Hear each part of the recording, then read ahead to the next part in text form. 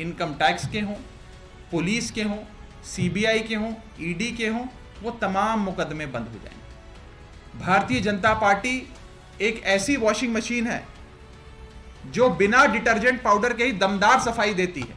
एक तरफ से कथाकथित भ्रष्टाचारी डालो और दूसरी तरफ से क्लीन चिट निकलती है। की इजाजत से हो रहे थे, उनकी देखरेख में हो रहे थे।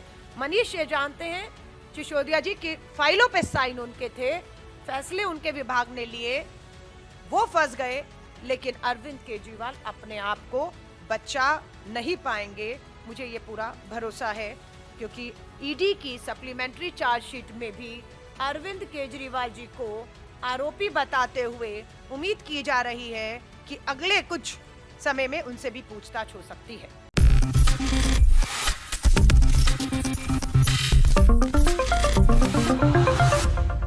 नमस्कार, मैं प्रांशी राठौर और आप देख रहे हैं नेक्स्ट 9 न्यूज। सत्ता के खेल में आज हम बात करने जा रहे हैं दिल्ली के मुख्यमंत्री अरविंद केजरीवाल के बारे में। जी हां, आपको जानकारी दे दें कि पूर्व उप मुख्यमंत्री मनीष सिसोदिया की गिरफ्तारी के बाद अब यहां पर सीएम कुर्सी खतरे में नजर आ रही है अरविंद केजरीवाल की। ऐसे में देखा जाए तो भारतीय जनता पार्टी लगातार निशाने पर बनी हुई है, न सिर्फ आम आदमी पार्टी के बल्कि कांग्रेस पार्टी के भी, जहां एक तरफ कांग्रेस से पूर्व अध्यक्ष और वायनाड से सांसद राहुल गांधी ने खुद को पीएम पद की दावेदारी के लिए आगे कर लिया है। साल 2024 में लोकसभा चुनाव होंगे और इन लोकसभा चुनाव के लिए राहुल गांधी को विपक्ष के चेहरे के तौर पर भी देखा जा रहा है। लेकिन दूसरी ही तरफ देखा जाए तो पीएम पद की दावेदारी में अरविंद केजरीवाल का नाम टॉप पर बना हुआ है। तो क्या यहाँ पर अरविंद केजरीवाल खतरे की घंटी बनते हुए नजर आ रहे हैं पीएम मोदी के लिए? लेकिन दूसरी ही तरफ यहाँ पर देखा जाए तो उनके इस्तीफे की मांग उठना भी शुरू होती हुई नजर आ रही है। ऐसे में देखा जाए तो अब भाजपा पर लगातार कई गंभीर आरोप लगाए जा रहे हैं कि अब जो जांच एजेंसियां हैं वह मोदी सरकार के नेतृत्व में लगातार काम कर रही हैं। बात की जाए यहां पर बिहार की सियासत के बारे में या फिर दिल्ली की सियासत के बारे में। ऐसे में देखा जाए तो अब यहां पर सीएम अरविंद केजरीवाल के समर्थन में लगातार उनकी पार्टी के वरिष्ठ नेता उतरे हुए हैं। तो वहीं रुख किया जाए यहां पर युवा नेता राघव चड्ढा की तरफ, तो हाल ही में उन्होंने बीजेपी पर हमला बोला है। क्या कुछ कहा है यह आपको बताना चाहेंगे इस रिपोर्ट के साथ। हैं मनीष सिसोदिया अगर लंबे समय तक अंदर रहे तो मैं जितना उनका स्वभाव जानती हूं वो लंबे समय तक चुप नहीं रह पाएंगे। उनकी चुप्पी टूटेगी और उनकी चुप्पी अरविंद केजरीवाल की कुर्सी तक पहुंचेगी। क्यों? क्योंकि आपका नीति शराब नीति को लेकर जो भी फैसले हो रहे थे वो दिल्ली के मुख्यमंत्री की जानकारी में हो रहे थे, उनकी इजाजत से हो रहे थे, उनकी देखरेख में हो रहे थे। मनीष ये जानते हैं सिसोदिया जी की फाइलों पे साइन उनके थे, फैसले उनके विभाग ने लिए, वो फंस गए, लेकिन अरविंद केजरीवाल अपने आप को बचा नहीं पाएंगे, मुझे ये पूरा भरोसा है, क्योंकि ईडी की सप्लीमेंट्री चार्जशीट में भी अरविंद केजरीवाल जी को आरोपी बताते हुए उम्मीद की जा रही है कि अगले कुछ समय में उनसे भी पूछताछ हो सकती है। मैं अब आपको दिल्ली के भ्रष्टाचार पे बड़े बड़े पदों पे रहे, बड़े मंत्री के तौर पे भी रहे, उन पर भ्रष्टाचार के कई मुकदमे दर्ज हुए। सीबीआई, ईडी, तमाम एजेंसियों ने जांच शुरू कर दी। उन्होंने अपनी पार्टी छोड़कर भारतीय जनता पार्टी ज्वाइन कर ली। उन पर तमाम मुकदमे जो चल रहे थे वो सारे बंद हो गए। और ये एक लंबी लिस्ट है, ये लिस्ट खत्म नहीं होती है। मुकुल रॉय बंगाल के नेता थे, ममता बनर्जी की पार्टी में थे, उन्होंने तृणमूल कांग्रेस छोड़कर भारतीय जनता पार्टी ज्वाइन कर ली। उन पर तमाम मुकदमे जो चल रहे थे वो बंद हो गए। इसी तरह अगर आज मनीष सिसोदिया जी, सत्येंद्र जैन जी, तेजस्वी यादव, संजय राउत, फारूक अब्दुल्ला, के कविता, ये तमाम नेता अगर अपनी अपनी पार्टियां छोड़कर भारतीय जनता पार्टी में शामिल हो जाते हैं तो इन पर जितने मुकदमे चल रहे हैं, इनकम टैक्स के हों, पुलिस के हों, सीबीआई के हों, ईडी के हों, वो तमाम मुकदमे बंद हो जाएंगे। भारतीय जनता पार्टी एक ऐसी वॉशिंग मशीन है जो बिना डिटर्जेंट पाउडर के ही दमदार सफाई देती है। एक तरफ से कथाकथित भ्रष्टाचारी डालो और दूसरी तरफ से क्लीन चिट निकलती है। ये बीजेपी आज एक वॉशिंग मशीन बन गई है। एक तरफ मनीष सिसोदिया जी का उदाहरण है जिन पर अगस्त 2022 में सीबीआई ईडी ने मुकदमे दर्ज करे। अगस्त 2022 से लेकर आज मार्च 2023 तक मनीष सिसोदिया जी के घर पर रेड करी, उनके पैतृक गांव पर रेड करी, उनकी जितनी संपत्ति है वो सारी खंगाल ली, उनके बैंक अकाउंट चेक किए, उनके बैंक के लॉकर चेक करे, उनके घर परिवार के जितने जेवरात हैं चेक करे।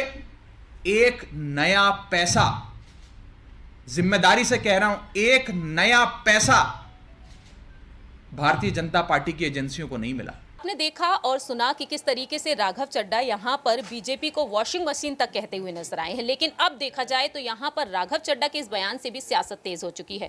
तो न्यूज रूम में बैठे हुए तमाम सहयोगियों से यहां पर राय लेना चाहेंगे, क्या वाकई में सीएम कुर्सी पर अरविंद केजरीवाल को होना चाहिए या फिर नहीं। सबसे पहले यहां पर छोटी सी राय लेना चाहेंगे राहुल से कि आखिरकार वह क्या कुछ कहते हैं दिल्ली की सियासत के बारे में।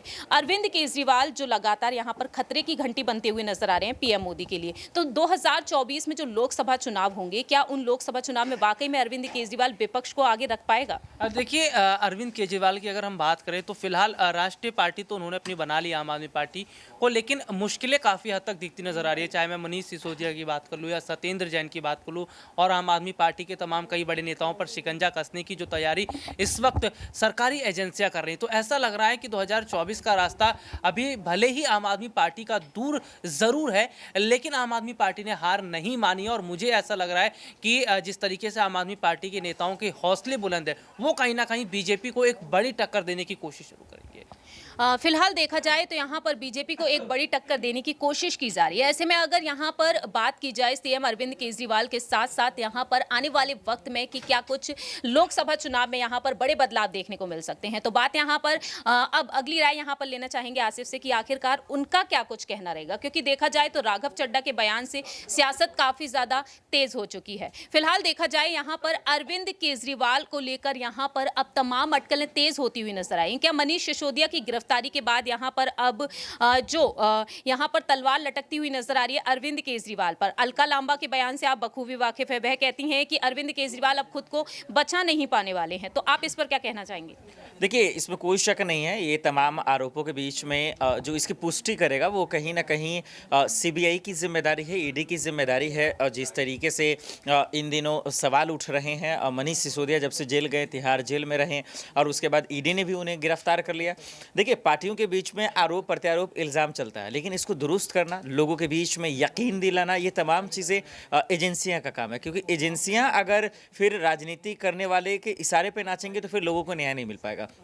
पार्टियां एक दूसरे पे आरोप लगाती है, अलका लांबा भले ही आज आम आदमी पार्टी पे लगा रही है, आम आदमी पार्टी बीजेपी, तो इसके मुझे लगता है कि इस चीज़ की हकीकत और सच्चाई लोगों को सिर्फ एजेंसियां बता सकती है। और एजेंसियां ही जिस तरीके से केंद्र सरकार के इशारे पे नाच रही है तो फिर लोगों को न्याय नहीं मिल पाएगा, लोगों को सच पता नहीं चल पाएगा। तो मुझे लगता है, देखिए, अलका लांबा या फिर अरविंद केजरीवाल जी हों या मनीष सिसोदिया हों या फिर तमाम पार्टियाँ हों, वो गलत नहीं है, वो एक दूसरे पर आरोप लगाएंगे, लेकिन इस एलिगेशन को सच में साबित करना क्या फैक्ट है, क्या सही है, गलत है, मुझे लगता है ये एजेंसियों का काम है, जो ईडी को इस चीज़ को दुरुस्त करना चाहिए।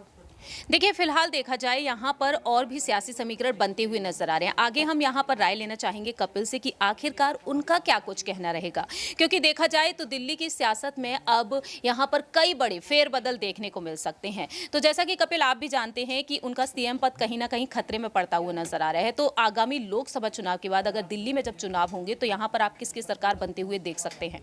देखिए, अगर लोकसभा चुनाव की बात करी जाए तो अरविंद केजरीवाल जो है वो बड़ी मुश्किलों में हैं। विधानसभा में उन्हें बहुमत मिलता है, लेकिन लोकसभा में उन्हें बहुमत दोबारा मिल पाएगा ये काफ़ी मुश्किल नज़र आ रहा है, क्योंकि मुद्दों को लेकर जो है वो बीजेपी जिस तरीके से आम आदमी पार्टी को घेरती हुई नजर आ रही है। मनीष सिसोदिया जो है वो जेल में जा चुके हैं, सत्येंद्र जैन पहले ही हैं, और अरविंद केजरीवाल पर भी इस तरह का शिकंजा कसना जो है वो लाजमी है, उन पर इस तरह की चीज़ें होती हुई देखी जाएंगी। लेकिन अब ये देखना होगा कि इसको अरविंद केजरीवाल किस तरीके से झेलते हैं, किस तरीके से तमाम मुद्दों का जो काउंटर करते हुए नजर आते हैं, उस पर कहीं ना कहीं डिपेंड होगा। लेकिन सीटों की जहां तक आपने सवाल करा है, तो मुझे लगता है कि बीजेपी को तमाम सीटें मिलती हुई नजर आएंगी, क्योंकि जनता को पता है कि विधानसभा में किसको लाना है, एमसीडी में किसको लाना है, या फिर लोकसभा में किसको लाना है।